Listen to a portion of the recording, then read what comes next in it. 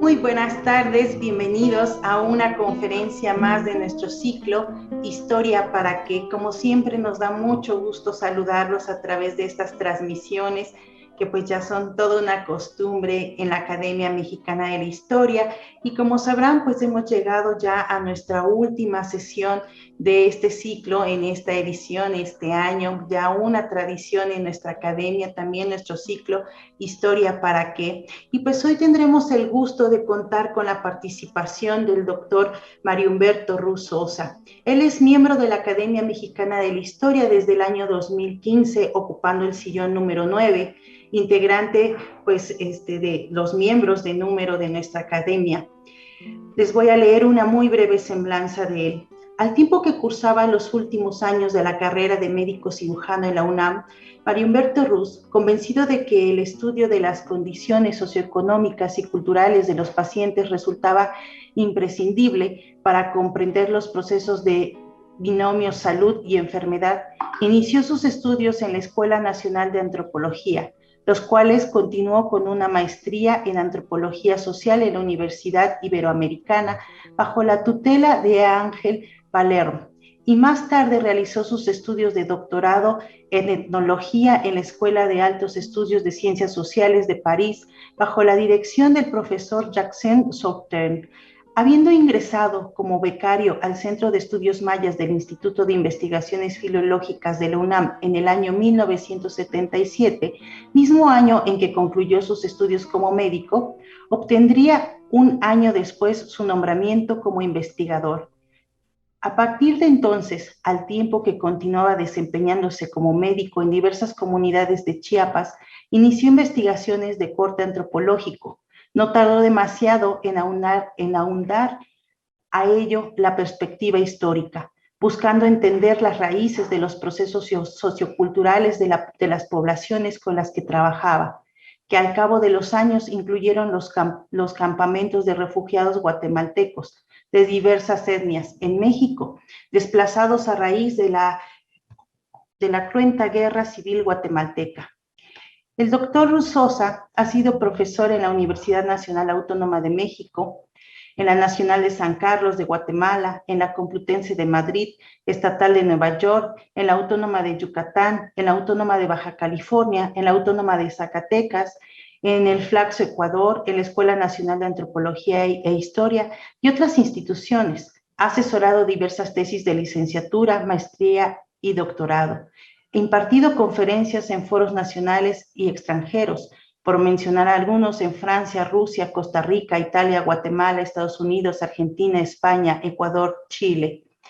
Fruto de su desempeño ha sido el resultado de diversas publicaciones, 14 libros como autor único, 5 más en coautoría, 29 como coautor y editor, 5 como editor, y la edición crítica de una docena de textos de historia colonial, lingüística e histórica.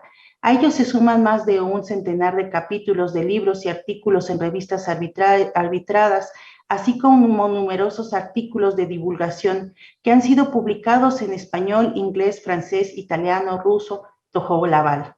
El doctor Ruz fue tesorero de la mesa directiva de nuestra academia en el periodo 2017 a 2020, director del instituto, del instituto que lo ha acogido por casi 40 años, el Instituto de Investigaciones Filológicas de la máxima casa de estudios para el periodo 2016-2020. Es miembro de la Academia Mexicana de Ciencias y del Sistema Nacional de Investigadores, ocupando el nivel 3. Obtuvo en el año 89 el premio Francisco Javier Clavijero por mejor investigación en historia del INAH. En el año 1992 el Premio Nacional de Investigación en Ciencias Sociales, esto en el 99, el Premio Chiapas en Ciencias y en 2002 el Premio Universidad Nacional de Investigaciones en Humanidades. Y pues sin más, yo voy a dejarle los micrófonos esta tarde al doctor Mario Humberto Ruz para que dicte su conferencia. Pues muchísimas gracias, Yasmín, y buenas tardes a todos. Como habrán podido ver, voy a hablar de un tema un poquito, pues, dijéramos, no muy frecuente, ¿sí? Porque voy a hablar sobre la indumentaria, ¿no? ¿Y por qué? ¿Cuál es el objetivo de hablar de esto? Bueno, tradicionalmente cuando estamos hablando de las fuentes para hacer historia, ¿no?, pensamos en documentos o pensamos en libros, pensamos en hemerografía, ¿verdad?, en los periódicos, pero resulta que hay también otro tipo de textos. Por ejemplo, ver una vivienda, el que observa una vivienda puede, y está más o menos familiarizado con la cultura, puede leer la vivienda, puede, que les comento un solo caso, los techos de Magdalenas en Chiapas hasta hace unos años, ¿verdad?, iban aumentando en alturas, eran techos de paja o de zacatón, conforme uno ocupaba un cargo en la comunidad. Entonces, desde llegar a la comunidad, uno podía darse cuenta dónde vivían los principales o las autoridades. También cuando vemos un retablo en una iglesia, quien está familiarizado con la iconografía católica, se puede ir leyendo el retablo, porque para eso eran los retablos, ¿no?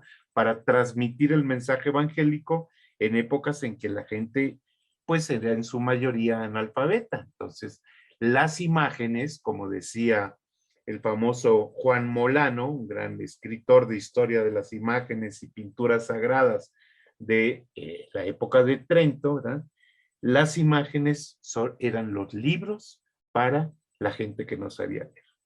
Bueno, pues resulta que hay otra modalidad, aparte de los documentos, aparte de los libros, aparte de esto que les comenté, que son los textiles. En el mundo maya, como vamos a ver ahorita, ¿eh?, uno puede leer un textil y de eso vamos a platicar. Entonces voy a compartir con ustedes la pantalla porque obviamente, pues si voy a hablar de diseños textiles, pues es importante verlos. Empecemos entonces.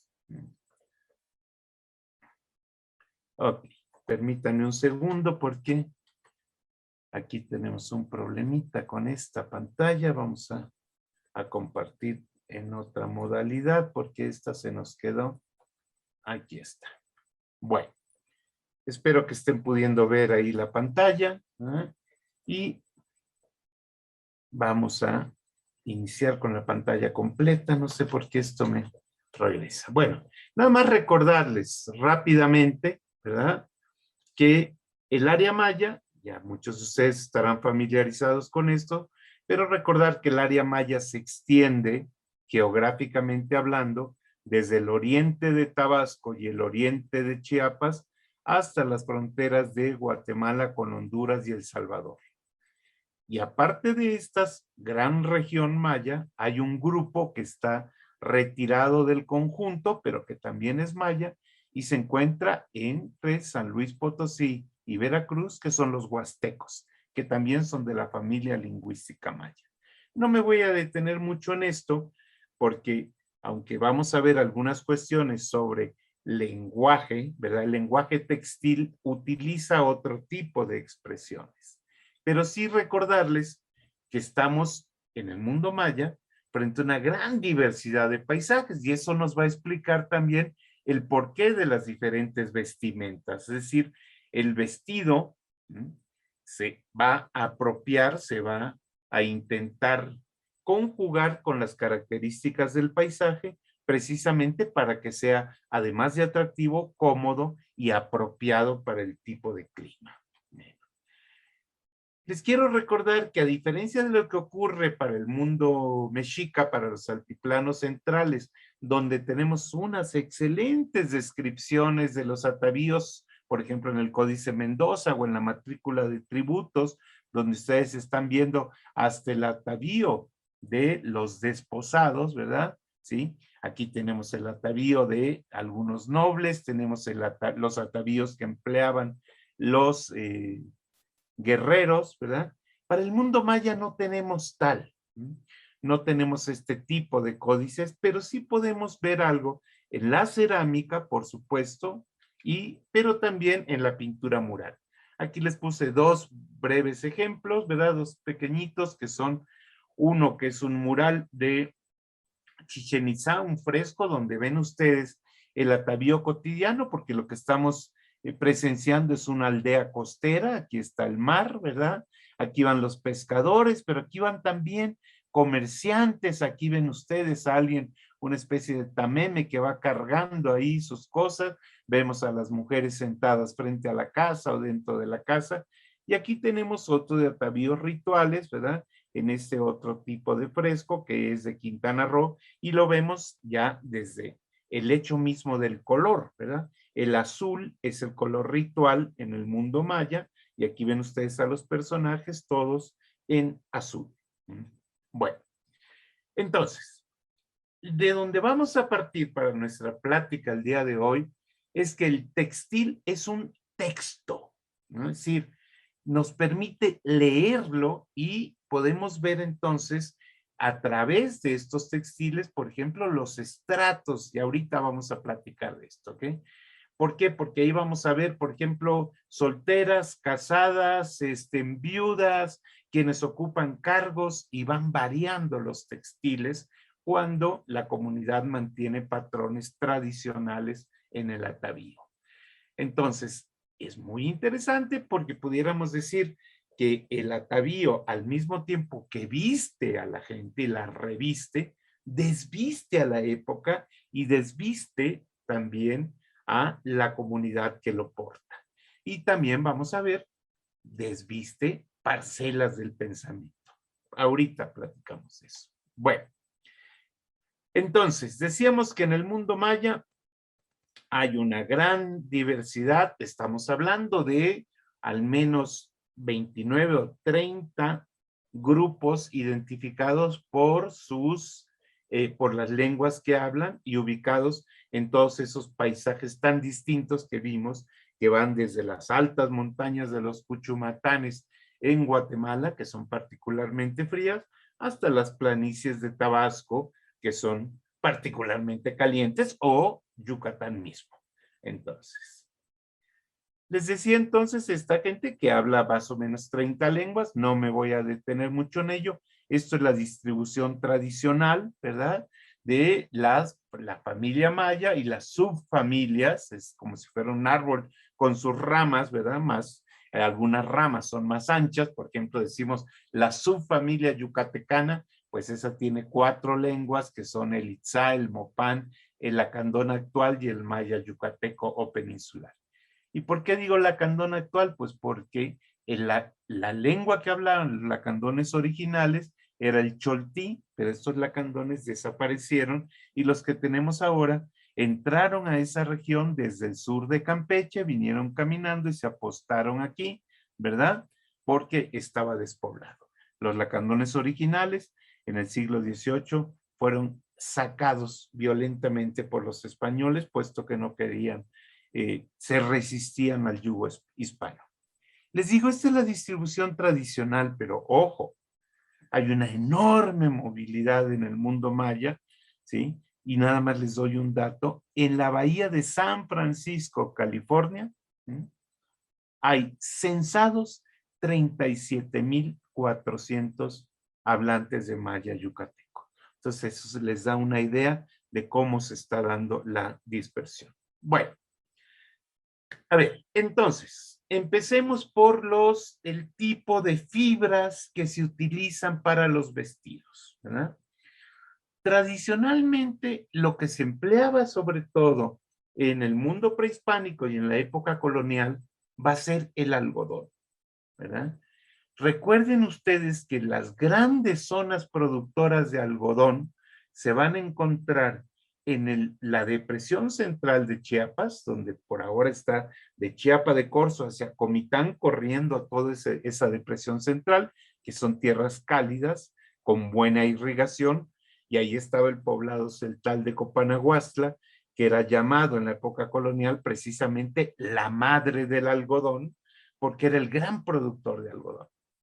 Y el otro gran productor va a ser el norte yucateco, donde siglos después se va a meter exactamente el Enequén. Bueno, entonces estamos hablando, ojo, de algodón blanco en su mayoría, aunque también hay algunos datos de un algodón especial, que es el algodón coyuchi, que se llama, que es de color café, que ven ustedes, por ejemplo, en algunos huipiles del área de Oaxaca.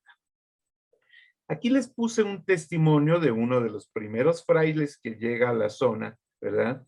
Hacia 1544. Acuérdense que estamos todavía terminando de conquistarse Yucatán por los Montejo en el tercer intento, ¿verdad? Y Fray Tomás de la Torre viene con el grupo de dominicos que acompaña a Fray Bartolomé de las Casas, que ha sido nombrado obispo de lo que hoy se llama precisamente San Cristóbal de las Casas, en aquel tiempo Ciudad Real. Entonces Fray Tomás, que es el cronista, viene apuntando lo que ve y le llama la atención, ¿verdad?, lo que ve en la forma de vestir de los mayas.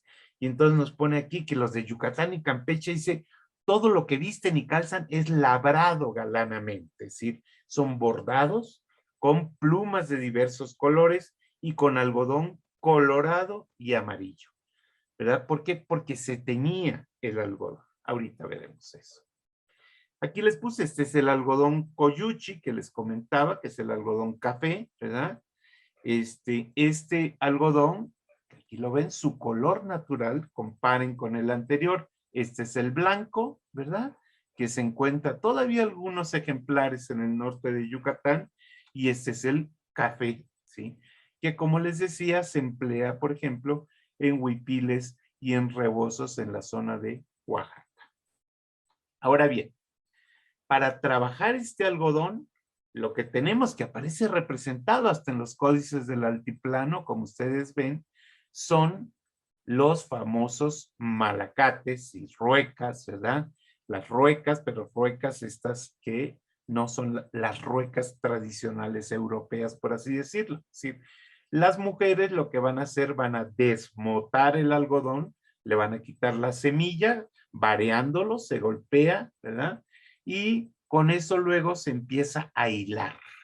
Entonces se le va dando vuelta en estos malacates, ¿sí? Con estos malacates, perdón, es decir, en ese uso se pone, se da vuelta, y la punta del palito donde se va enrollando el algodón, ¿verdad?, y ahí lleva el malacate para que tenga el peso, ¿sí?, y permita ir dando vueltas sobre las jícaras que se ponen abajo para trabajar esto. Ojo, en algunos registros, por ejemplo, de lo que llevaban los pochtecas, aparece que se llevaban hasta unas pequeñas jicaritas hechas de metales, sobre todo cobre, e incluso podía ser oro, ¿verdad?, para las señoras. Pero el pueblo común trabajaba con jícaras, ¿ok? Bueno, aquí les puse, por ejemplo, en los diccionarios, si trabajamos los diccionarios del siglo XVI, como el Calepino de Motul, ¿verdad? Recuerden que estos diccionarios, algunos son del XVI y luego van enriqueciéndose conforme pasa el tiempo, porque como se mantenían hechos a mano, pues la gente podía ir agregando cosas. Pero aquí vemos, por ejemplo, miren ustedes, Tanamilcuch, dice algodón por carmenar o desmotar, que es lo que les digo, quitarle la semilla, se lo pasan unas indias a otras para que lo carmenen e hilen. Mash es repartir una india entre muchas su algodón en copo, y acabado aquello, hila ella con las demás el algodón de otra hasta que pase la rueda. Es decir, es un trabajo que puede ser compartido. Además da la ventaja de que está uno hilando ahí, está quitando el algodón del copo, aquí lo vemos arriba, ¿verdad? Y lo va a pasar a hilar, bueno, pues y mientras está uno platicando. Aquí tienen shot, hilar entre muchas indias el algodón de una de ellas ya preparado y después todas ellas el de otra india hasta que se acabe la rueda. ¿Ok? Bueno. Otra parte importante dentro del proceso de trabajo con el algodón van a ser los telares, que por lo común son telares de cintura.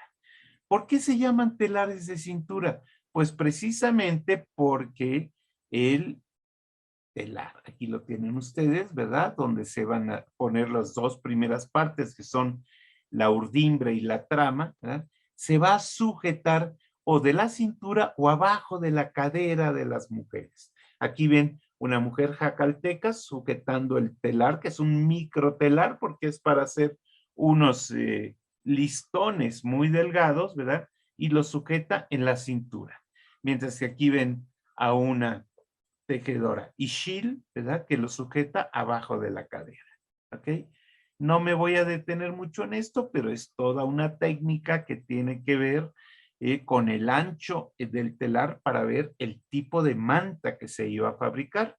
Por eso los que trabajan historia pueden encontrar en los documentos que dice tantas mantas celtales, tantas mantas quelenes, tantas mantas chiapanecas, porque cada grupo tenía diferentes anchos en sus mantas. ¿Ok? Entonces, por eso se van a diferenciar según el sitio.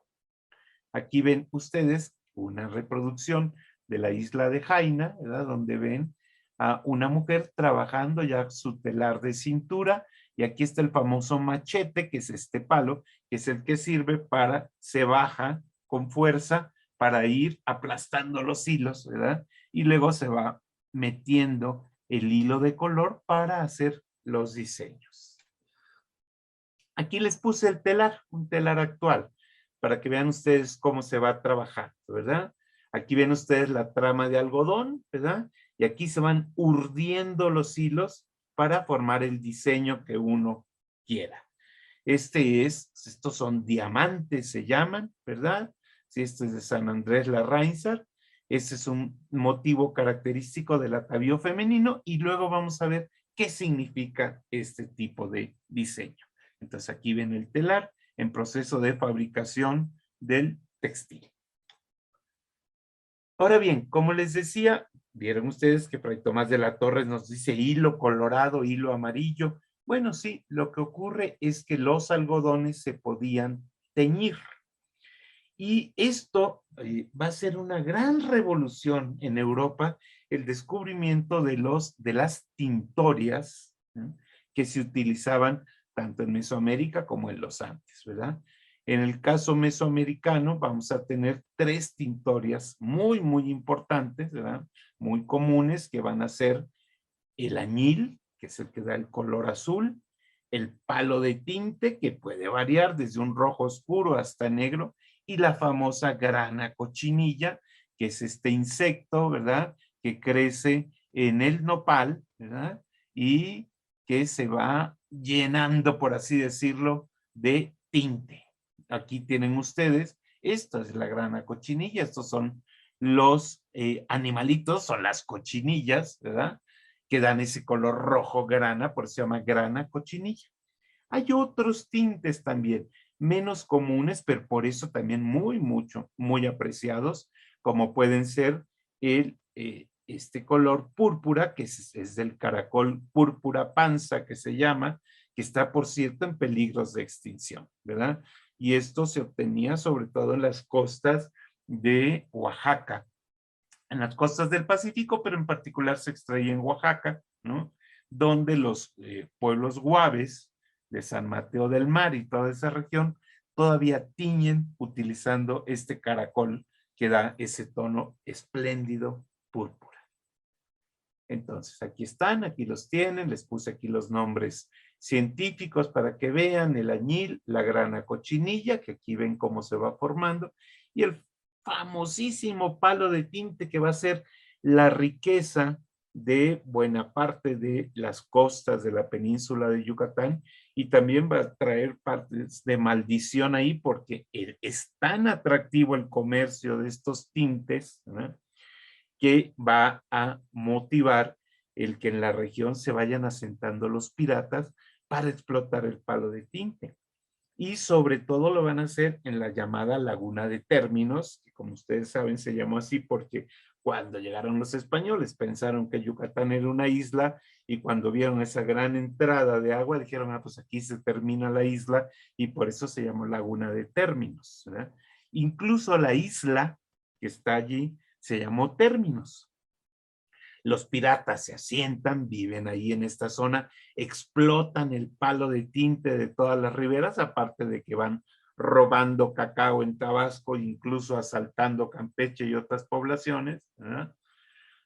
Hasta que finalmente, en el siglo XVIII, ya cansados de tanto pirata que vive ahí, trastornando la vida cotidiana, se van a aliar las fuerzas de Tabasco con las de Yucatán, ¿verdad?, y hasta algunos grupos que vienen de Chiapas y Guatemala, y van a expulsar a los piratas un 16 de julio, que es el Día de la Virgen del Carmen. Y por eso a la isla se le cambia el nombre y se llama Isla del Carmen, ¿verdad?, que hoy es Ciudad del Carmen, Campeche. Bueno, entonces les decía, estos tintes van a ser muy, muy importantes porque tienen, a diferencia de otros tintes europeos o asiáticos, tienen una gran capacidad de fijación, tienen muy fuerte el mordente que se llama, entonces se agarran bien de la tela, y esto hace que cuando uno lave no se desprendan con tanta facilidad.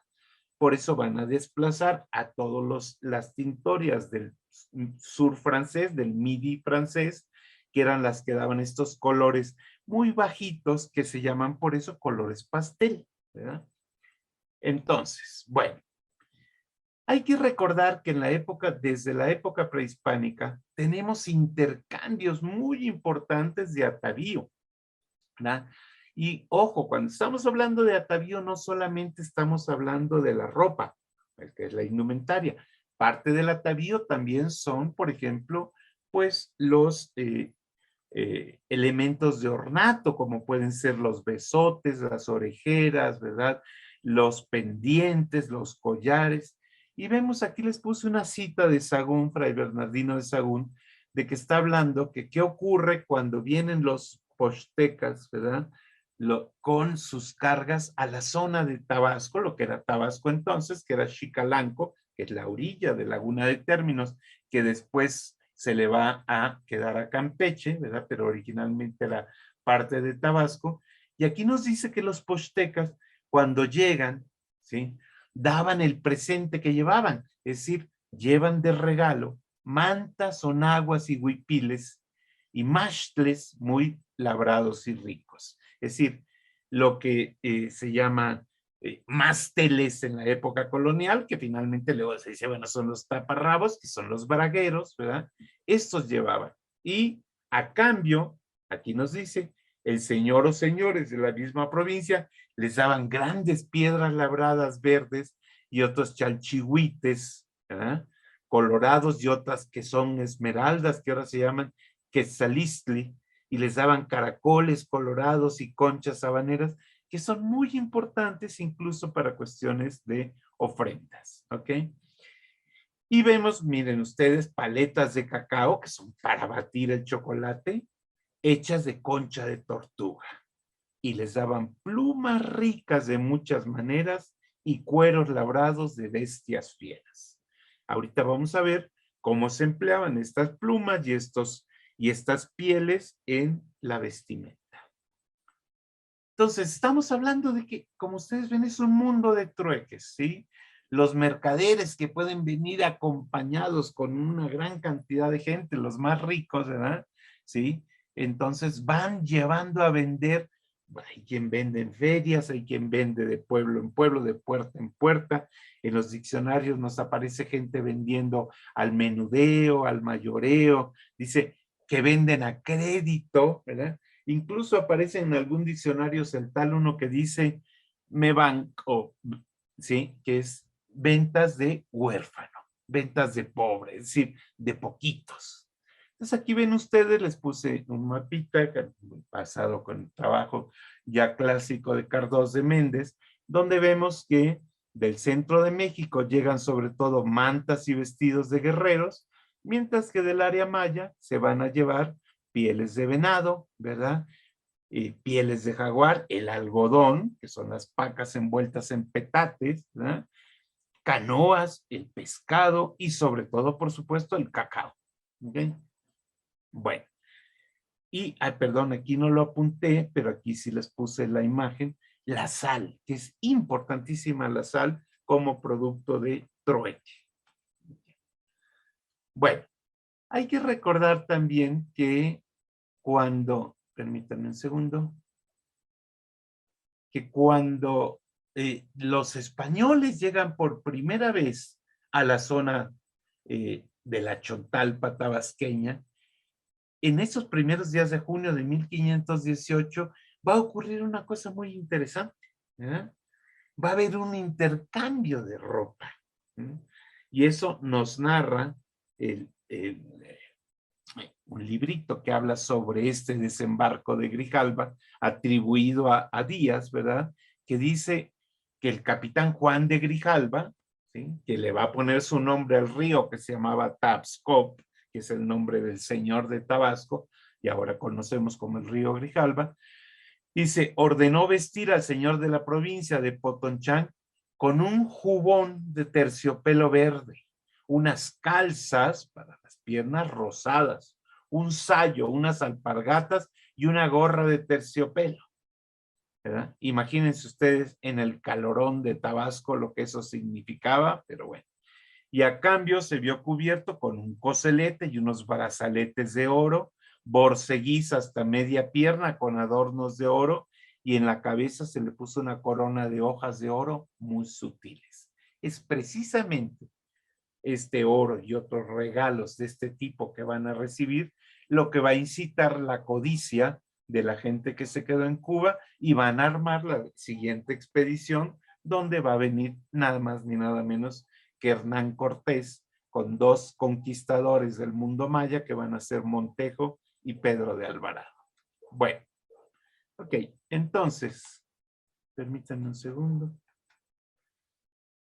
Hay que recordar también que encontramos en las descripciones del siglo XVI notas sobre el tipo de cómo eran los mayas de la península de Yucatán, que son los primeros que van a conocer los españoles. Entonces, Diego de Landa nos dice, los indios de Yucatán son gente bien dispuesta, altos, recios y de muchas fuerzas, ¿verdad? Y vemos sus representaciones en estas famosas figurillas de Jaina, ¿verdad? De Campeche, donde ven ustedes desde un jugador de pelota hasta un guerrero, ¿eh? Unos guerreros, y aquí ven ustedes el guerrero vestido con plumas. También los vemos en los frescos, los murales de Bonampak, donde vemos el atavío maya en situaciones particulares de guerra o de ceremonias. Y de las mujeres, Landa dice una cosa muy interesante que dice, las mujeres son en general de mejor disposición que las españolas y más grandes y bien hechas. Y la verdad, cuando uno ve el tamaño promedio de las mayas de Yucatán, dice, pues si estas eran más grandes que las españolas, pues las españolas han de haber medido como 1,40, porque en realidad, pues, el pueblo maya yucateco no es particularmente alto como podrían ser los grupos del norte. Sí son, como bien dice Landa, son fornidos, ¿verdad? Y ven ustedes aquí estas representaciones de las mujeres con la vestimenta, incluso pintada de azul, que como platicábamos, es un color como un ritual. Ok. También les llama mucho la atención, ¿verdad?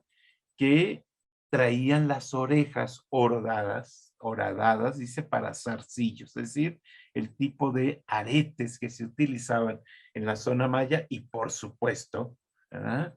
El aplanamiento, aquí, que nos dice, tenían las cabezas y frentes llanas, hecho también por sus madres, por industria, desde niños. Si se acuerdan ustedes, se ponen estas tablitas, ¿verdad? y para que el cráneo, con los huesos todavía no muy maduros, que todavía son blandos, se puedan ir conformando este tipo de deformación tubular craneana. Y si se fijan ustedes, aquí vemos que también se utilizaban escarificaciones. Sabemos que se van a utilizar también tatuajes como parte del atavío. Bueno, tenemos también en estas reproducciones de Jaina, ¿sí? Podemos ver perfectamente lo que son las vestimentas de la gente noble, ¿no? Que es la que utiliza más collares, los grandes penachos hechos con pluma, a menudo de quetzal, o vean ustedes la finura de los huipiles que utilizan las señoras, como veremos más adelante en el área de lagartero. Pero vean ustedes el tipo de sombreros, los tocados, los aretes, los collares, ¿verdad? ¿Sí? Las capas, la elegancia de los grupos privilegiados económicamente, ¿verdad? Y las mujeres además sabemos, ¿sí? Que van a, y porque se han encontrado, las piezas arqueológicas van a utilizar, por ejemplo, perfumes, ¿verdad? Pues, van a utilizar este tipo de peines, se van a depilar las cejas, se van a teñir el cabello hasta con achiote para que quede rojizo, ¿no? Entonces, les digo, los diccionarios son de gran utilidad para poder ver este tipo de cosas.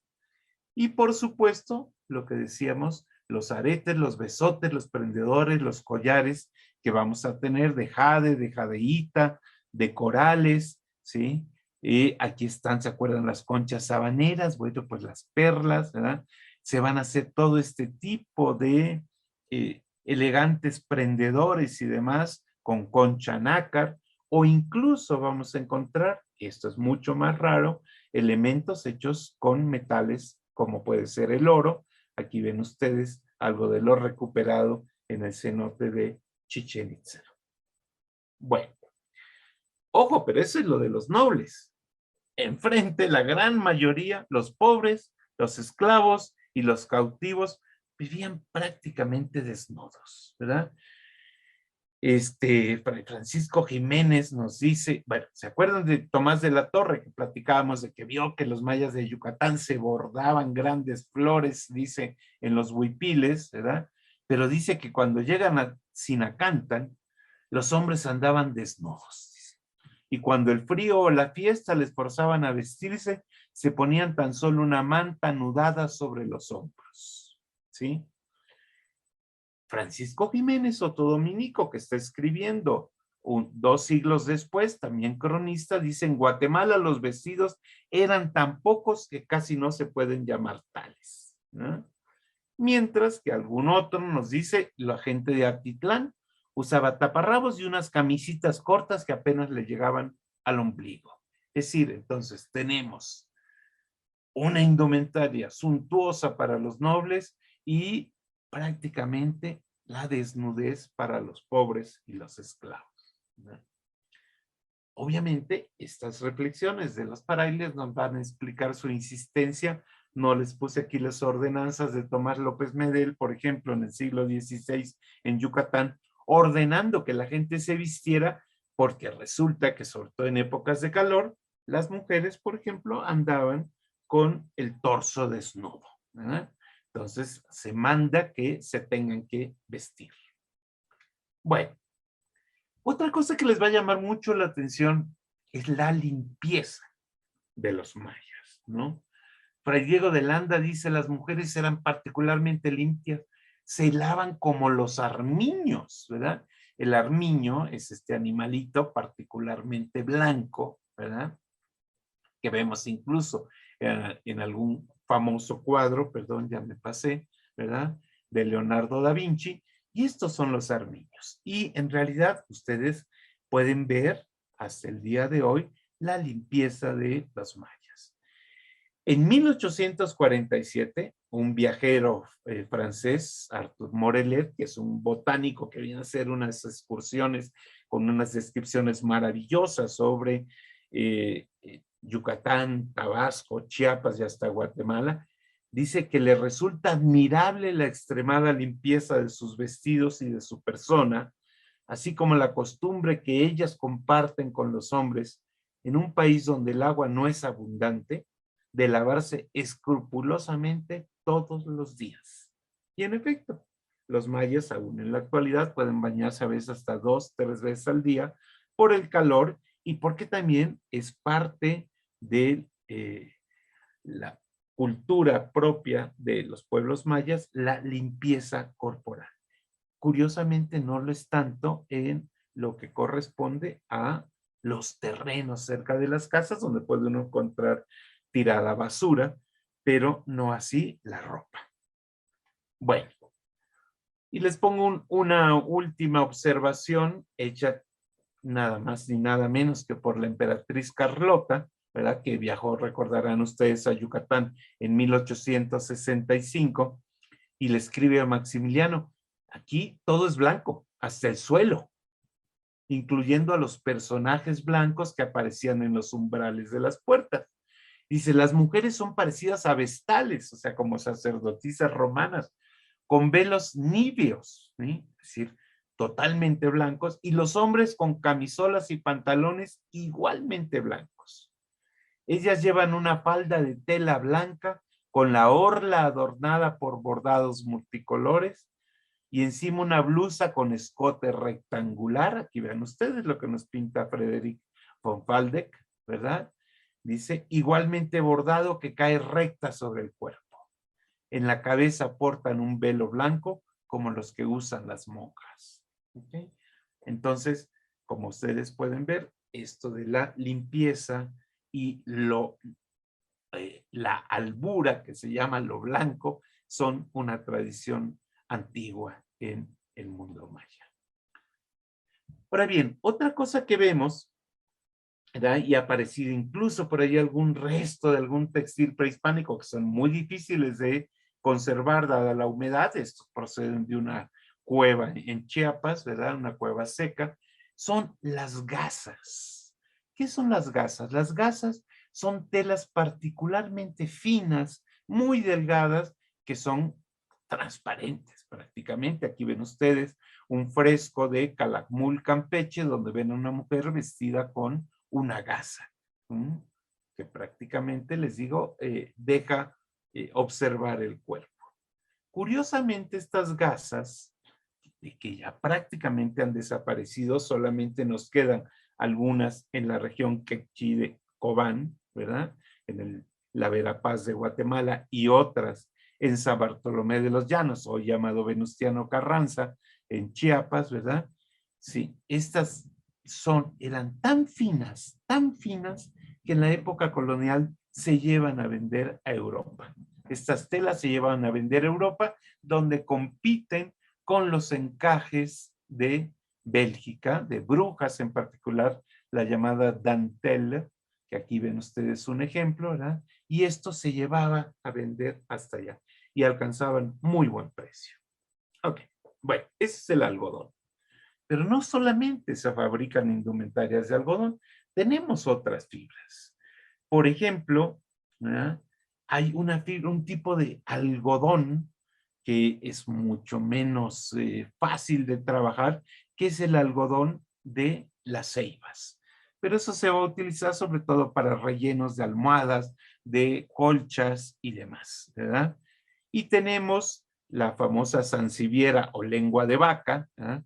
Que en la actualidad se está volviendo a utilizar, sobre todo por la Fundación Banamex, ha estimulado el trabajo con esta fibra que se saca de esta planta, que es una fibra muy, muy fina, muy difícil de sacar y por eso cuesta tan cara, pero con la que se hacía ropa particularmente apreciada por ejemplo, los dueños de las haciendas que se vestían con estas telas. ¿Eh? Y la gran productora, por supuesto, de fibras y demás, pues va a ser el Enequén, ¿verdad? Que ustedes recordarán, va a servir hasta para armar, que les gusta, las sandalias en la época prehispánica, ¿verdad? O las hamacas originales son de Enequén. Las hamacas de algodón que vienen de las Antillas, van a popularizarse en Yucatán hasta el siglo XIX. Antes se utilizaban hamacas de Nequén, que todavía se pueden conseguir en el mercado de Lucas de Gálvez de Mérida, ¿verdad? Y hay que ponerlas a hervir horas y horas y horas, porque si no son muy burdas y muy rasposas.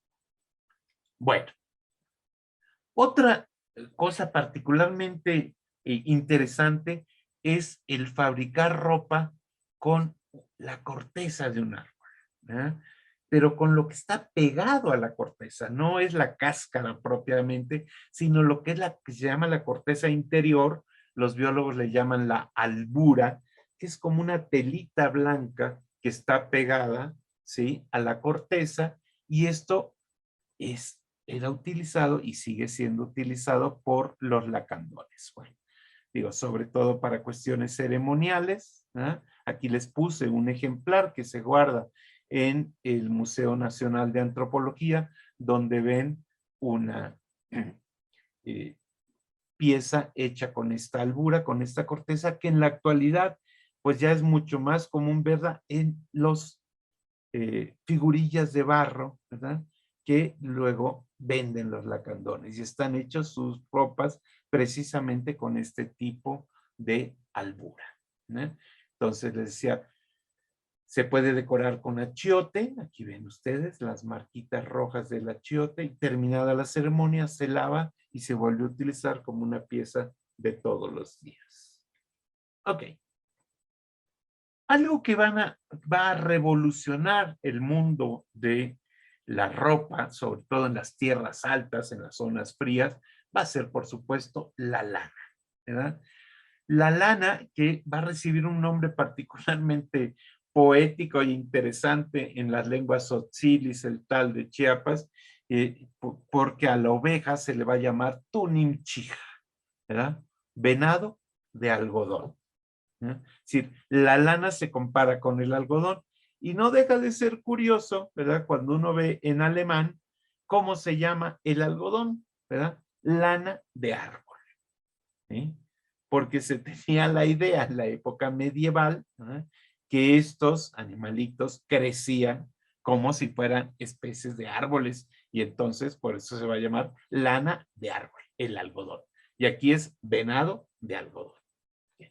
Bueno, esta lana, les digo, va a ser de mucha utilidad en tierras frías para hacer, por ejemplo, cobijas, como esta antigua cobija tojolabal, que ya desaparecieron hace 30 años más o menos, los últimos que las hacían en telares de pie, pero se van a utilizar también para sobrepañales en tierra caliente y para hacer morrales que son muy, muy apetecidos en la zona de Nahualá, en Guatemala.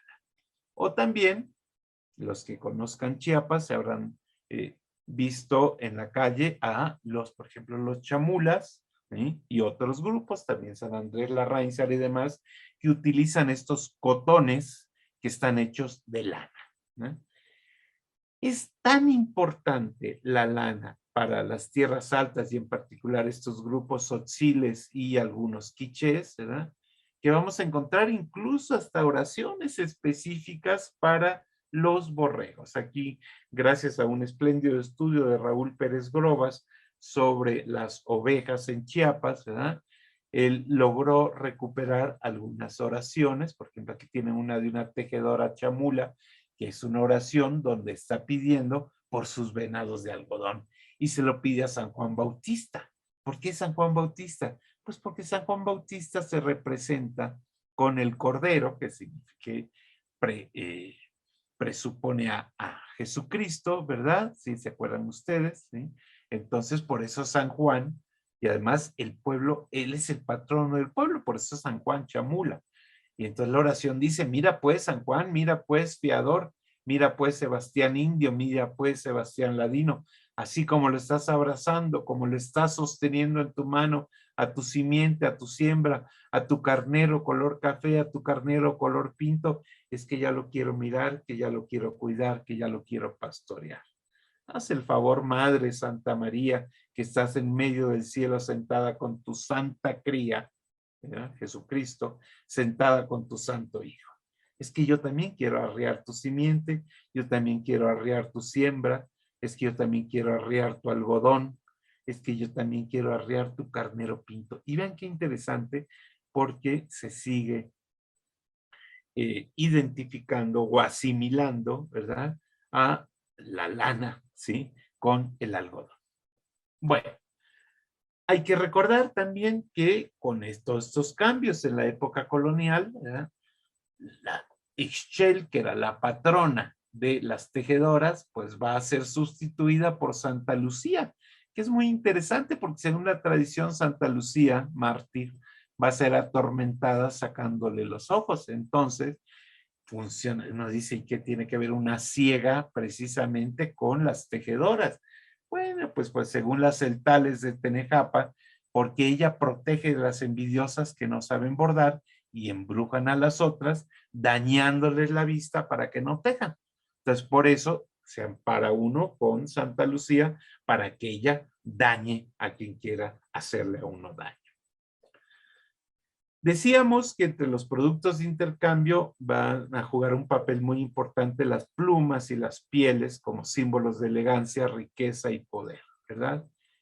Y entonces recordarles que en efecto, ¿sí?, los más pudientes, sí, lograban, ¿verdad?, hacían el esfuerzo por adornar sus trajes con plumas o utilizar plumas en los penachos, ¿verdad? Son muy codiciadas las plumas de guacamaya, las plumas del pavo silvestre, ¿verdad? Porque vean ustedes la tonalidad que tiene, o incluso las de flamencos o algunos pájaros como el toj, que tienen estas plumas largas, pero sobre todo, ¿verdad?, las más deseadas son las plumas. Por naturaleza, las plumas son las del quetzal, ¿verdad?, cuyo nombre es Kuk, ¿verdad?, que significa también pluma, ¿no? Entonces, miren ustedes, era tan importante, ¿sí?, estas plumas de quetzal, que son las que adornan el famoso penacho de Moctezuma, del pleito con Viena, ¿verdad? Que les digo, estas plumas, incluso, miren ustedes, antiguamente, dice, en las relaciones de la Vera Paz, en tiempos de su infidelidad, tenía pena de muerte el que le mataba. Los montes donde hay estos pájaros son propios de pueblos o de particulares que cazan en ellos. Es decir, existían propiedades, ¿sí?, específicas, estaban, como que dice, los lugares, hasta los árboles donde anidaban los quetzales, que se heredaban de padres a hijos. Dice, para la plumería y copal tienen montañas y términos vedados a manera de hatos, en que no puede entrar otro alguno si no es el primogénito que sucede en aquel mayorazgo. Es decir, se heredaban los árboles. ¿Por qué? Pues porque los pájaros, los quetzales, no se mataban. Se atrapaban, ¿verdad?, sobre todo con resinas que se ponían en estos árboles donde vivían para que el pájaro quedara pegado, se le quitaban las plumas y luego se le agarraba, se le limpiaban, ahora sí que se le lavaban las patas y los soltaban para que más adelante volvieran a plumar. Entonces, ojo, tenemos dos tipos de cacería, ¿verdad? Hay lo que son los animales que son para consumirse, pues esos son con cerbatanas, ¿verdad? Ahí los mata uno, a los pájaros. Pero los que son para plumas se atrapaban con redes, redes especiales que se ponían sobre los árboles, ¿verdad? O se atrapaban con estas resinas que les estaba platicando, con redes o pegamentos. ¿Mm? Miren ustedes, estamos hablando de 1575, es decir, ya estamos en el último cuarto del siglo XVI y todavía se seguían utilizando mucho las plumas de quetzal. Si las plumas grandes, de las plumas pequeñas labran abanicos, ¿sí?, y aves y otras cosas. Y las plumas grandes se venden por sí muy bien. Sacarse han en esta provincia, está hablando de la Vera Paz, en Guatemala, un año con otro más de 10,000. Y de aquí se llevan a otras provincias y son en mucho tenidas. Y miren lo que decíamos de la forma de cazarlas. es con varas o cuerdas de liga, es decir, una resina que se pone en estas varitas o en estas cuerdas, las cuales ponen en los bebederos o en los árboles donde tiene el pájaro su comida, que es una frutilla conocida de los indios. Y estos árboles y bebederos son de indios particulares y se venden y heredan. Otras veces aguárdanlos cuando están en los nidos y cógenlos dentro y pélanlas a las tristes todo el cuerpo y cola, salvo los cuchillos de las alas, y así las envían en camisa. Es decir, era una industria perfectamente organizada, ¿verdad? Y además que revela un enorme conocimiento de ornitología, porque hay tiempos en los que uno puede quitar las plumas y hay que dejar suficiente tiempo para que se puedan reponer, si no el pájaro muere. ¿Para qué se van a seguir utilizando en la colonia? Estas plumas poco a poco se van dejando de emplear. Obviamente ya no son para vestidos de guerreros, ni para chimalis, ni para penachos, pero curiosamente sí se van a emplear para hacer obras religiosas, ¿no?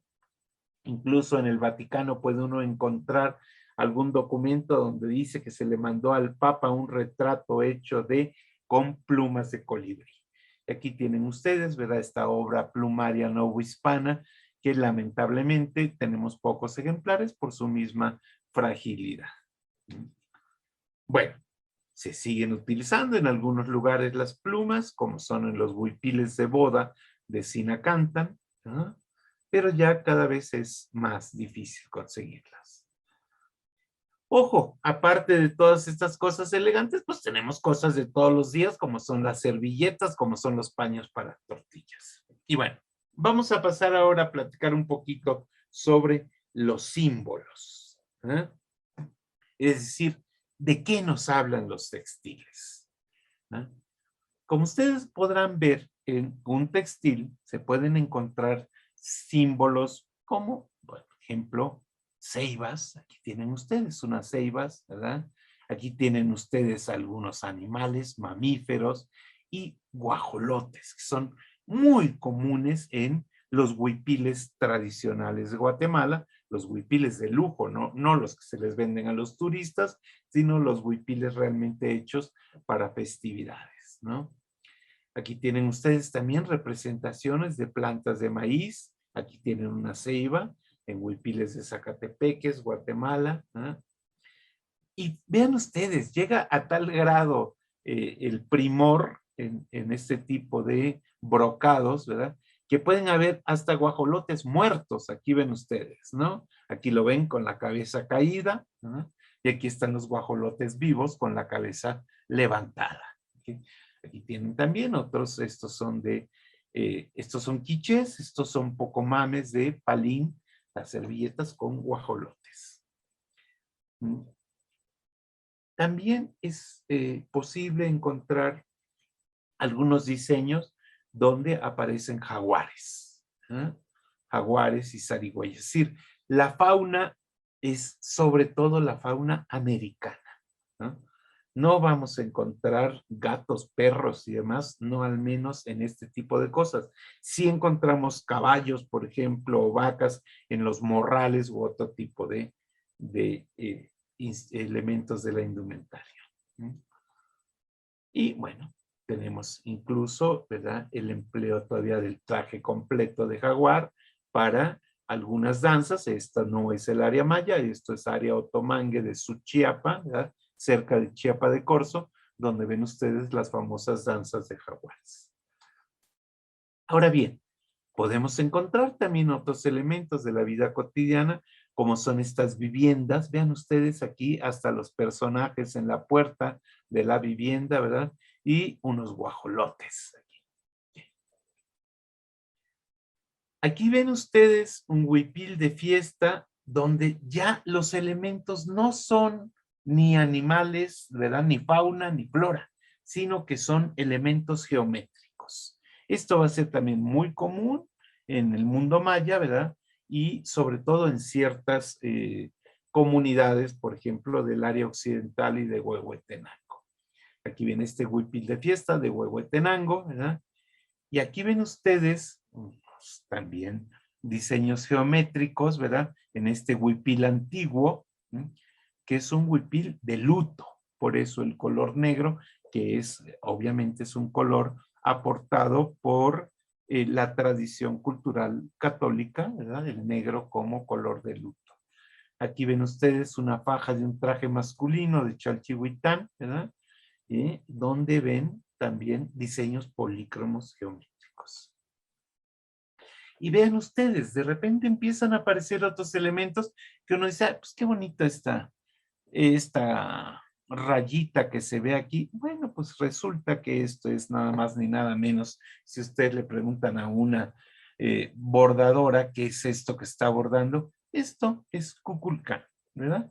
Esta es una serpiente emplumada, ¿ok? Que está bordeada por dos filas de guajolotes que están enmarcando a la serpiente emplumada. Aquí ven otros tipos de diseños geométricos, son las estrellas que aparecen en los textiles de San Mateo Ixtatán, Guatemala, ¿verdad? Que son particularmente bellos y pesados porque son para zona muy fría, ¿verdad? Aquí tienen ustedes al huipil completo, ¿verdad? Esto es un sobre huipil, es decir, abajo hay otro huipil. Ese es nada más como si fuera, ahora sí que el abrigo, ¿verdad? Está bordado en punta de tambor, esto no es brocado, es decir, sobre la tela, la manta se borda, ¿verdad? Y es para mitigar el frío. Ok, aquí ven ustedes las estrellas que comentábamos, y es muy interesante porque en el caso de San Mateo Ixtatán, ¿verdad?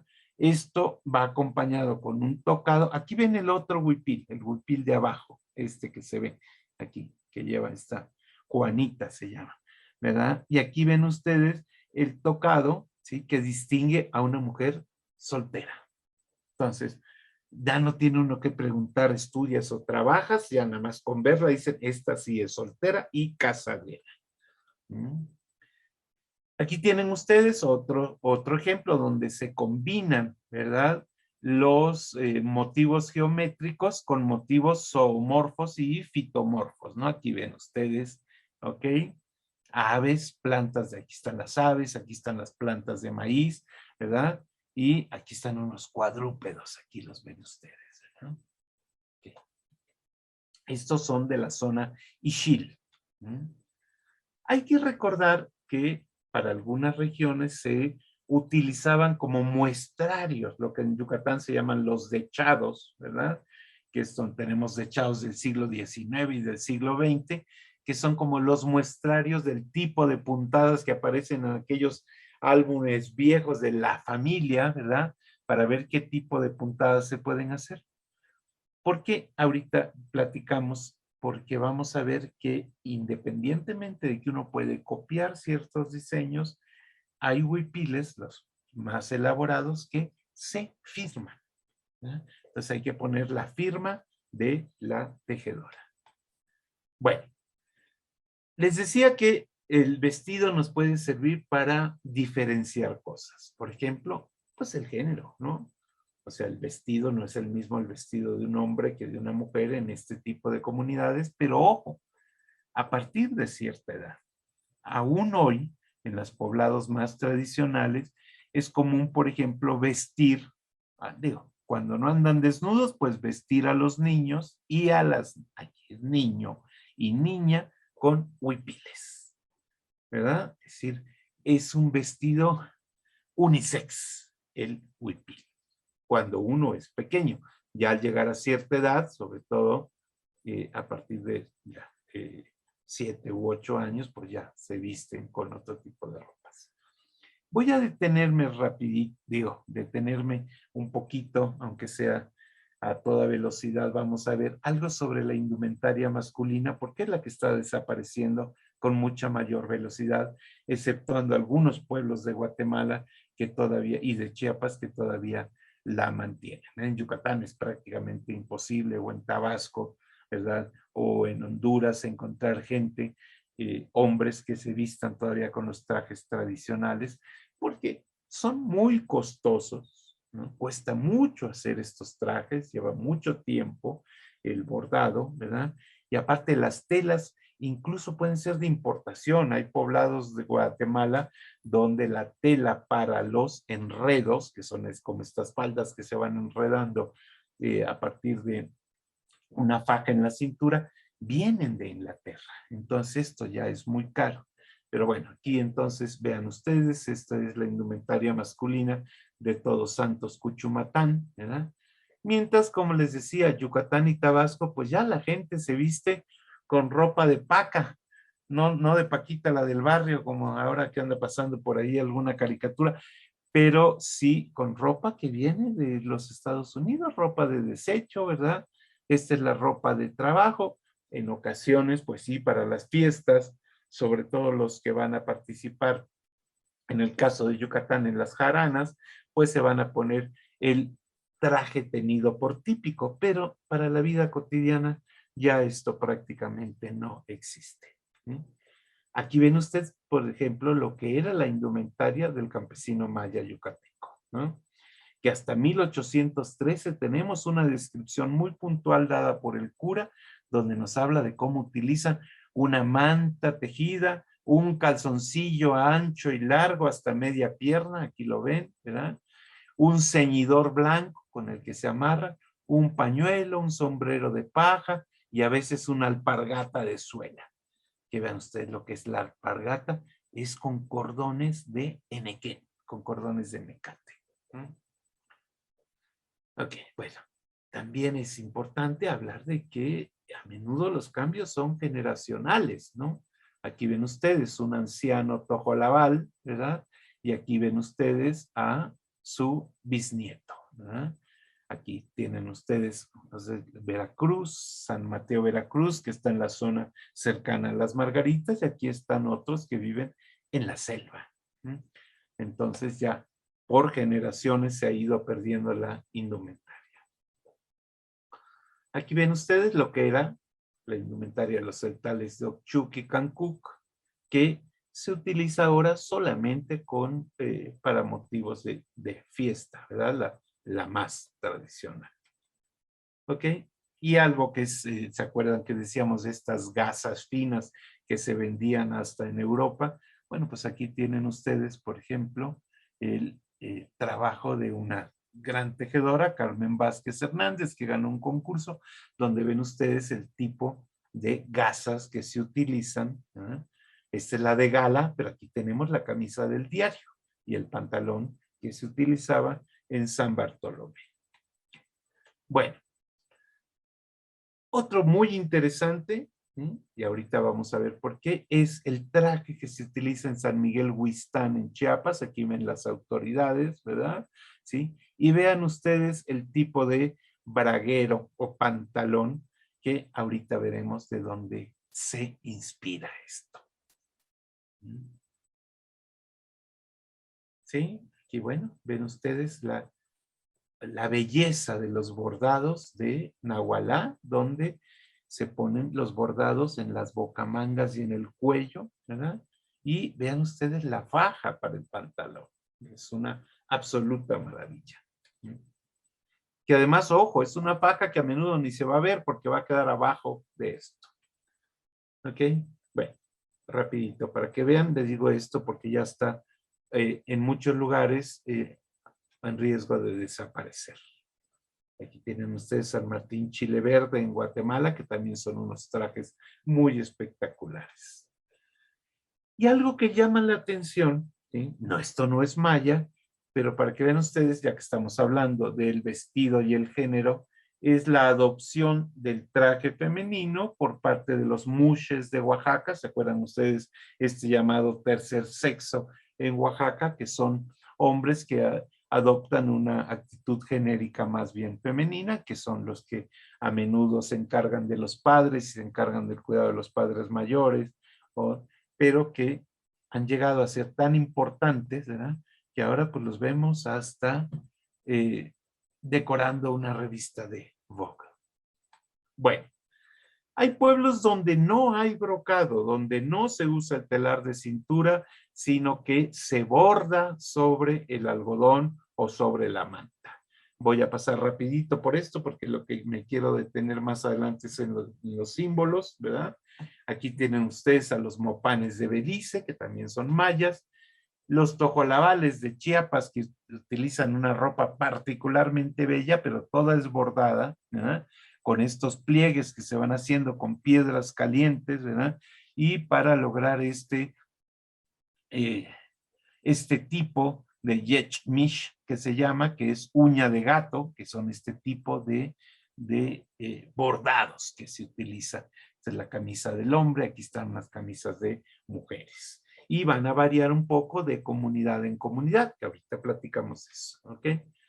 Los chontales de Tabasco, donde aquí lo que cambia la tela, la falda de popelina, de colores, y el bordado se lleva en la blusa.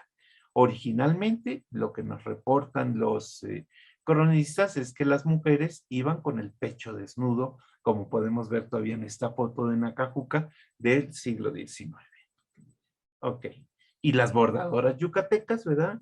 Con este punto de cruz, el chubichuy, que se llama, ¿verdad? Que son particularmente elaborados, ¿verdad? O lo pueden hacer también a máquina. Y vean ustedes el resultado, ¿no? Son estos trajes que son particularmente bellos y que las yucatecas portan con mucho, mucho orgullo. Incluso hay gremios de las bordadoras que hacen sus festejos especiales, ¿no? De estos festejos, que es este baile de cintas, ¿verdad? Curiosamente, también tenemos otra descripción, que no me voy a detener en ella, pero que la hace también Carlota, escribiéndole a Maximiliano, donde le dice, las mujeres llevan unas sonajas, visten faldas cortas, coloridas con sus crinolinas, ¿verdad? Y cómo se van tejiendo y destejiendo los hilos durante la danza. Bueno, ¿se acuerdan que decíamos que ahí tenemos 37,000 mayas en la bahía de San Francisco? Bueno, vean ustedes cómo el vestido puede cambiar, el atavío cambia conforme los ingresos mejoran. Entonces, el bordado es mucho mayor, mucho más profuso, ¿verdad? Porque pueden darse el lujo de pagarlo. Aquí tienen ustedes en un pueblo yucateco también para día de fiesta, ¿verdad? Aquí está la vaquería, aquí va a haber corridas de toros, ¿verdad? Okay. Y aquí tienen ustedes el desfile del gremio. ¿Ok?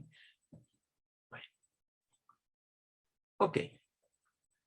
Aparte de hablarnos del género y de la comunidad, el vestido también nos puede hablar del estado civil. Vemos aquí una familia Ixil de Nevaj, Guatemala, en los Cuchumatanes, de aquí ven ustedes las montañas, donde inmediatamente el que conoce de vestido dice, esta señora es casada, esta joven es casadera y esta todavía no se puede casar. Y eso tiene que ver precisamente con el tipo de indumentaria, ¿no? Es decir, uno alcanza a ver ya desde ese momento hacia dónde va a dirigir sus esfuerzos. Como ven ustedes, los hombres, en cambio, han ido perdiendo el traje. Aquí el maestro hizo que su mujer le bordara esta chaqueta con diseños antiguos, pero como una reminiscencia. En realidad ya no se utiliza el traje tradicional. Pero vean ustedes también, vean el tocado de esta señora, de doña Juanita, ¿verdad? Y vean el tocado de su vecina, que es mayordoma. ¿Sí? Vean el tipo de huipil, ¿no? Vean, el de ella es como un corte tipo blusa corta, ¿sí? Mientras que el de la mayordoma es una túnica. Y vean, es mucho más complejo su tocado. ¿Ok? Entonces, podemos ver quién ocupa un cargo también por la vestimenta que lleva. Por eso cuando se entierran, ¿no? ¿Sí? Cuando alguien muere, se le entierra con su traje de mayordoma o al señor con su bastón de mando para que cuando lleguen al más allá no los pongan a hacer otros trabajos porque ellos ya trabajaron por la comunidad todo el tiempo y lograron llegar hasta este nivel más alto. Entonces, se les respeta la jerarquía en el más allá. Aquí ven ustedes, por ejemplo, también las mayordomas de Palín, que es en Escuintla, Guatemala, son poco mames, ¿verdad? Entonces, ellas utilizan un paño que está reservado para las mayordomas cuando van a la iglesia a hacer sus ofrendas. Y ven ustedes los trajes de la cofradía de los hombres en Chichicastenango, ¿no? Son trajes especiales solo para quienes ocupan esos puestos. Incluso en la pintura costumbrista que se llama, nos aparece por ahí algún cuadro de Roselena Curuchich, que es un cuadrito como de 10 por 12, pequeñísimo, ¿verdad? Donde dice, aquí está el letrero, van a empezar un huipil de la esposa del alcalde, es decir, para las autoridades, aquí van las mujeres, ¿verdad? Y se hace toda una ceremonia con palios y demás para iniciar el huipil. También la ropa tiene que ver con el ciclo de vida. O sea, no es lo mismo la ropa que utiliza uno todos los días que la que va a emplear para una boda. Aquí ven ustedes, por ejemplo, un huipil yucateco, y pil se llaman en Yucatán, de boda, completamente blanco, ¿verdad? Como marca la tradición cristiana. En realidad se utiliza poco estos que son totalmente blancos. Los yucatecas les gusta mucho el colorido, ¿no?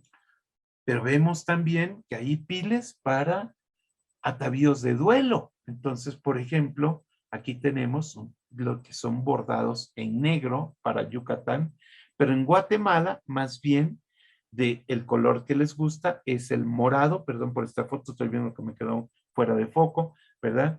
Que es un color asociado con el duelo, pero de la Semana Santa. Y en Guatemala les gusta más para ocasiones de duelo. En Yucatán, en cambio, es el negro. Les decía entonces que el atavío tiene que ver con el ciclo de vida. Aquí tienen ustedes, por ejemplo, la creencia de que los niños se transforman en ángeles cuando fallecen, ¿verdad? Entonces van vestidos ya como angelitos. Hay algunos reportes, como estos del cura de Yaxcabá, del que hablábamos hace rato, ¿verdad? Y de Pedro Cortés y Larraz, donde dice que a los niños incluso los ponían, a los niños difuntos, los colgaban en la pared como con alitas, ¿verdad? Ya una vez que estaban muertos, para que ahí fuera la gente a acompañarlos en su despedida. Y también era costumbre en la época vestirse con una mortaja de alguna de las órdenes religiosas, pensando que así el fundador o alguno de los santos importantes de esa orden ayudara a la gente a salir rápido al purgatorio o a ir directamente al cielo. Todavía en la actualidad en Yucatán se entierra a la gente con el cordón de San Francisco, que sirve para que San Francisco lo saque a uno del purgatorio. Bueno, lo que les decía es que vamos viendo entonces en la actualidad que hay cada vez más cambios en el atavío, ¿verdad? Como cualquier producto cultural, está en proceso de cambio. Y aquí ven ustedes, les pongo algunos ejemplos. Por ejemplo, esto de Sinacantan hacia los 40, ¿verdad? Esto es Sinacantan hacia los 80, 90, y esto es Sinacantan en la actualidad. Entonces vemos que va cambiando el bordado, van cambiando los colores que se prefieren. O también vemos cambios en las generaciones. Aquí tienen ustedes a la abuelita con su nieta, ¿verdad? Entonces las niñas, sí, en algunos lugares todavía van con su traje a la escuela, pero ya las jovencitas, las adolescentes, pues prefieren la falda corta, ¿verdad?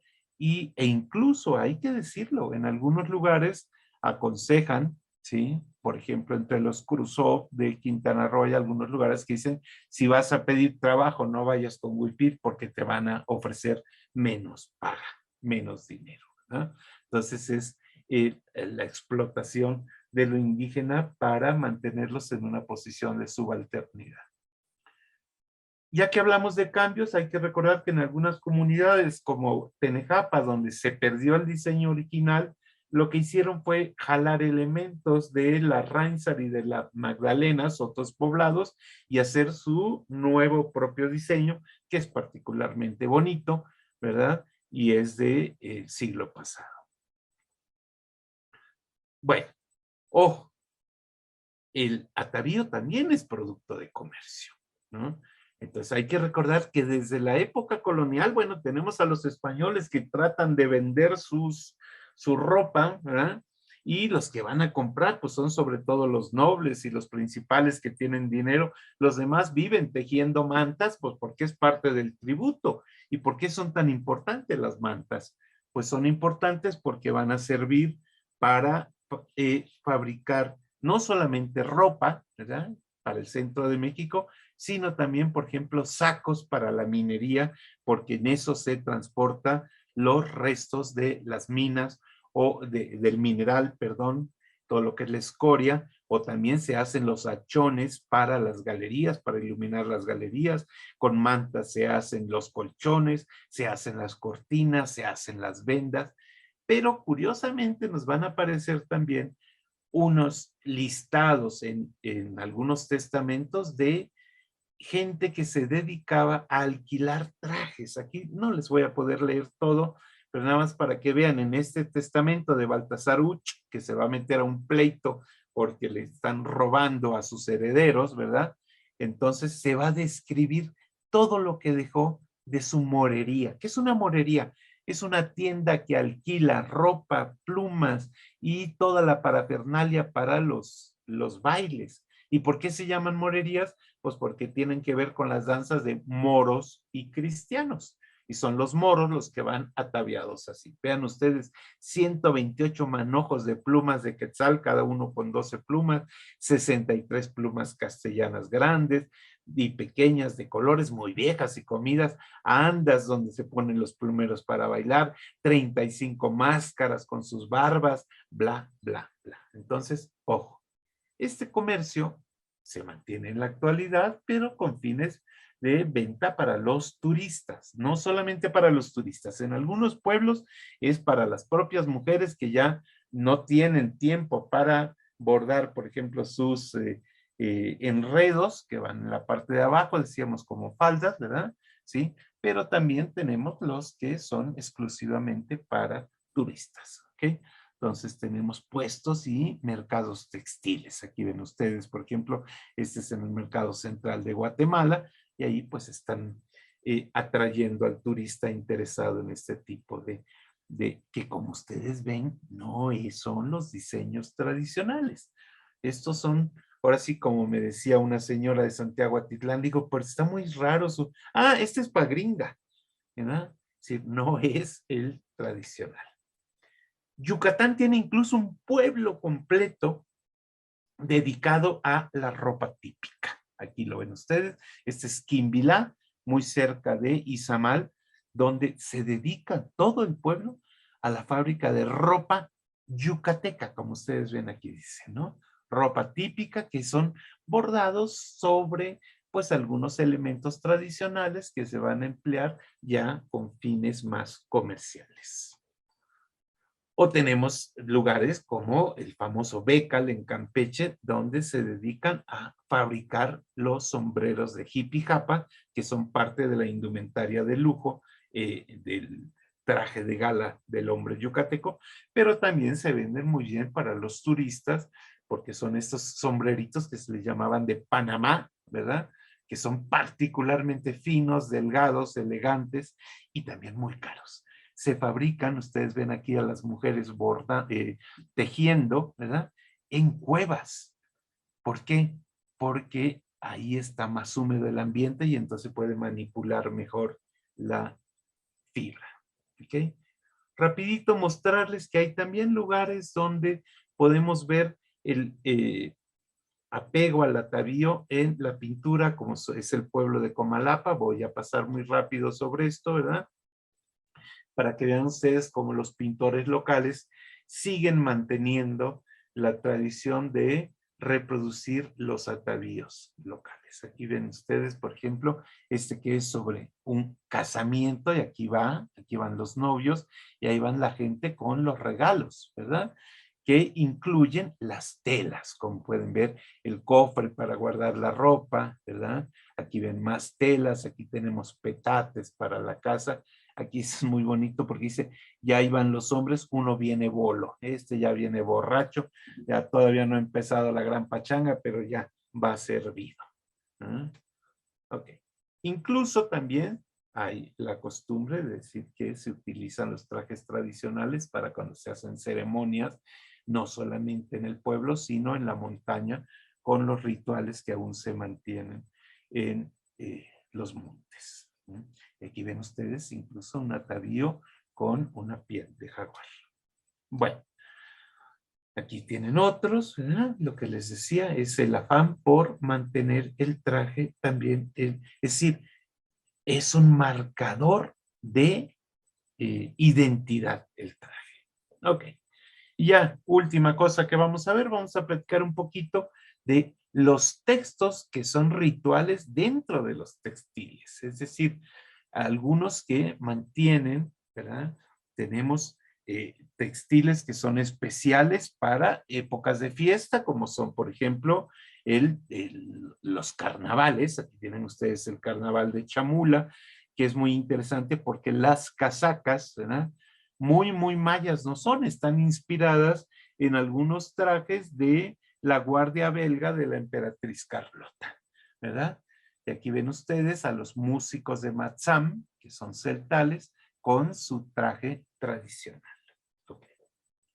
Ojo, vemos, aquí tienen ustedes un dintel de Yaxchilán y vean ustedes el huipil de la señora, ¿verdad? Que está teniendo ahí la aparición de un ancestro. Y vean ustedes el huipil. Bueno, pues esos huipiles, vean ustedes, todavía se reproducen, ¿ok? ¿Sí? En huipiles como los de Magdalena, Chiapas, que ha sido ampliamente estudiado por Marta Turok, y nos muestra cómo en estos, ¿verdad? Hay representaciones de los tres planos del mundo. El cielo, la tierra y el inframundo, ¿verdad? Varían en los diferentes bordados del huipil, ¿sí? Aquí tienen ustedes, ¿sí? Una faja Ixil de Shahul, ¿verdad? Estos representan el mundo y el zigzag que evoca a los rayos que son celestiales. Esto que ya habíamos dicho, ¿verdad? Sobre las serpientes emplumadas que aparecen en los textiles cachiqueles de San Juan Zacatepeques, ¿verdad? Y que están elementos que son asociados con los rayos y la lluvia. ¿Sí? Las serpientes siempre se asocian con los rayos. Aquí tienen ustedes a la serpiente. ¿Okay? Vemos aquí, esto es lo del dintel, ya se los puse un poquito más grande para que pudieran ver, aquí está, ¿verdad? Más o menos cómo se perpetúan los símbolos. Aquí tienen ustedes en estas, vean ustedes las ranas, ¿verdad? ¿Ok? Estas ranitas son para atraer la lluvia, por eso se ponen en ciertos textiles, como en Yucatán cuando se hace la ceremonia del chachac, ¿verdad? Que es para pedir lluvia, se ponen, este es el altar que representa el mundo, ¿verdad? Aquí está el cielo, todavía se va a decorar con hojas y demás, y esto es la parte de abajo del mundo, porque esta es la tierra, entonces ahí van unos niños, ¿verdad? Que los están entrenando aquí para que empiecen a croar como si estuvieran invocando a la lluvia, las ranas. Por eso aparecen también en los paños. ¿Okay? Aquí ven ustedes este huipil quiché antiguo de San Juan Nahualá, ¿verdad? Con un águila bicéfala que uno dice, ay, pues estos parecen ser los Habsburgo, ¿verdad? Pues no, en realidad sí está asociado con el poder y seguramente el hecho de que los Habsburgo utilizaran un águila bicéfala reforzó esta idea, pero esto es el brujo nocturno, según se le considera en esta área de San Juan Nahualá. Entonces es para ciertas invocaciones o por el contrario para alejarlo. ¿Ok? Aquí tienen ustedes otras águilas bicéfalas, ¿verdad? Lo que les decía.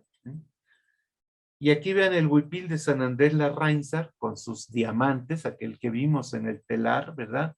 Que tiene, ¿verdad? Algunas tejedoras dicen que en el centro está la ceiba Jesucristo, ¿sí?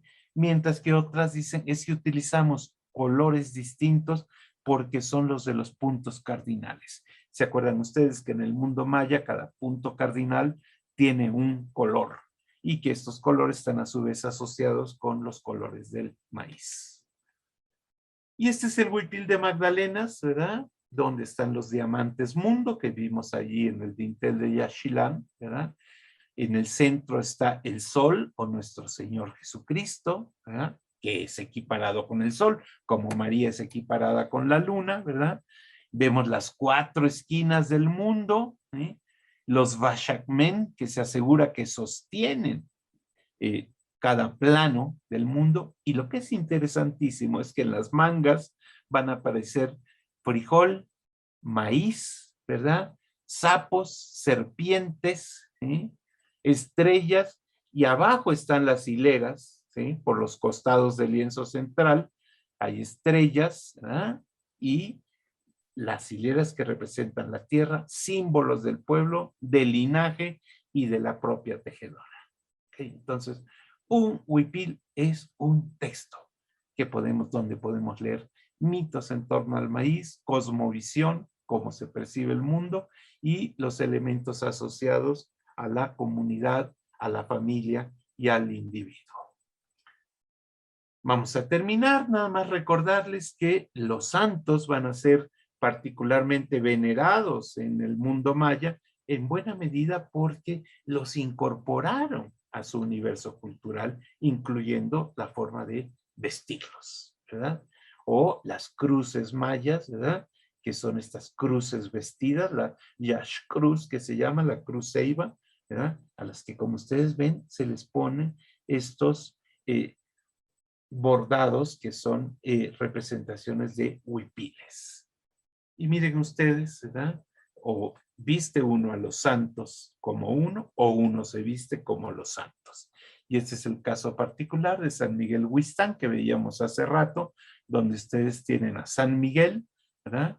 Con este especie de pantalón abierto braguero, que es el que utiliza la gente en la comunidad, ¿verdad? Aquí está muy San Miguel con sus tenis, ¿verdad? Para que vean ustedes. Y aquí están las cruces vestidas, mayas yucatecas, que les decía. Aquí están las cruces con huipil, ¿eh? Pero también, obviamente, se visten las vírgenes. Entonces aquí tienen a la Virgen de la Concepción de Tixhualactún, que en el norte de Yucatán, para un día de fiesta, se le pone un terno como los que utilizan las mujeres mayas en días de fiesta. Tienen huipiles especialmente bordados para la Virgen, ¿verdad? Y recordarles que no solamente se tejen algodón, también tenemos tejidos asociados con los santos, que son los que tienen que ver con los petates, que se pueden hacer, ¿verdad?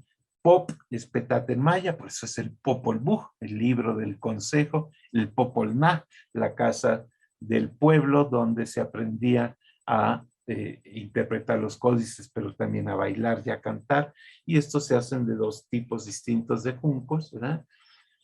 Verán ustedes, aquí ven esta representación donde vemos a un señor sentado sobre un petate, ¿verdad? Y en la actualidad los petates, como estos de Nunquini y Campeche, son utilizados para las iglesias también, para poner enfrente de los santos, porque son los señores del pueblo, e incluso en el área de Tabasco, ¿verdad? Las visitas de los santos de un pueblo a otro se hacen con los santos metidos dentro de cajas forradas de petates, cubiertos con bromelias y con orquídeas, como se transportaban desde la época prehispánica, que nos dicen cronistas como Sagún y Durán, que los dioses iban siempre, no los puede uno ver de inmediato, van cubiertos con petates. Pues todavía se hace, aquí ven ustedes la gente que va llegando de otro pueblo con su santo, envuelto en una caja con su petate. Bueno, y ya terminamos, nada más recordarles, ¿verdad?, que el atavío sirve también para invitar a los muertos a regresar a estar con nosotros.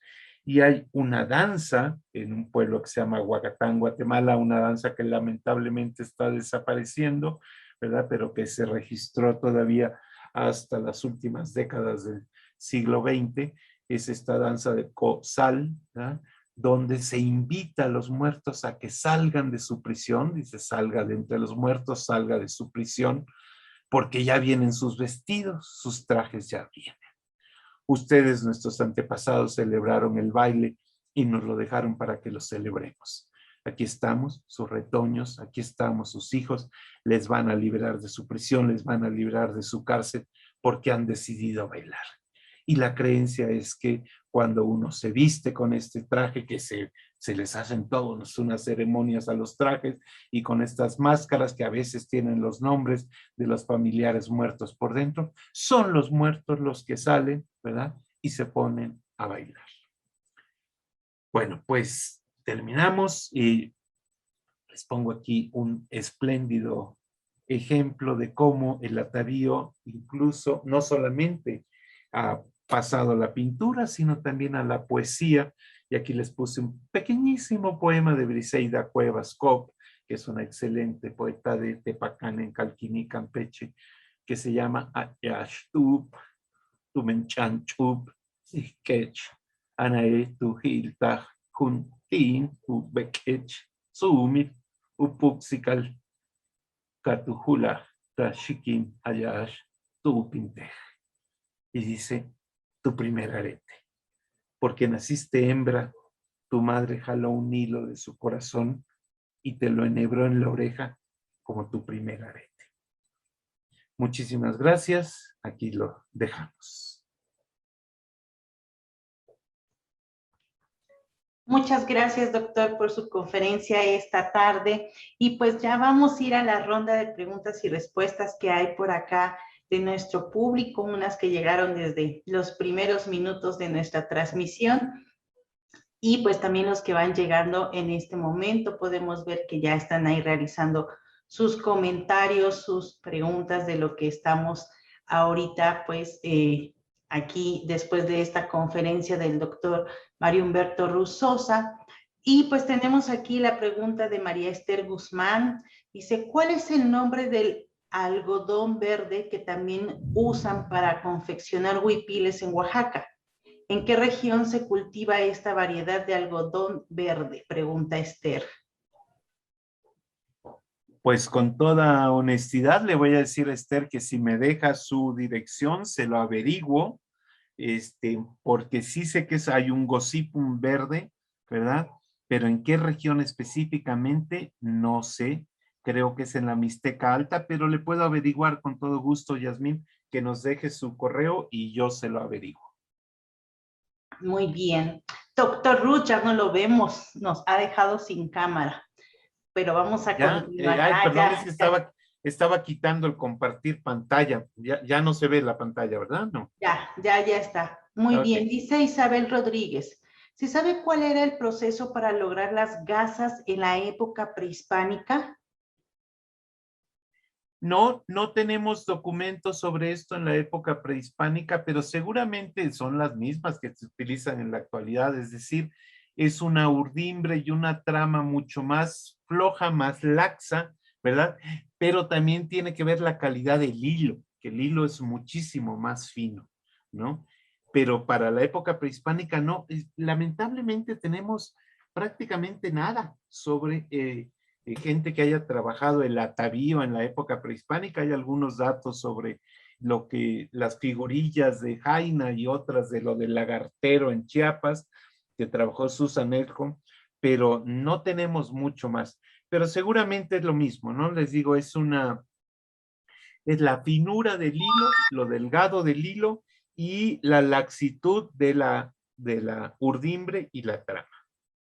O sea, no se aprietan con el machete, como vimos aquella imagen de la tejedora Ixil, que está con un machete, o incluso la figurilla de Jaina, que están como apretando el tejido para que quede muy pegadito. Aquí es otra técnica.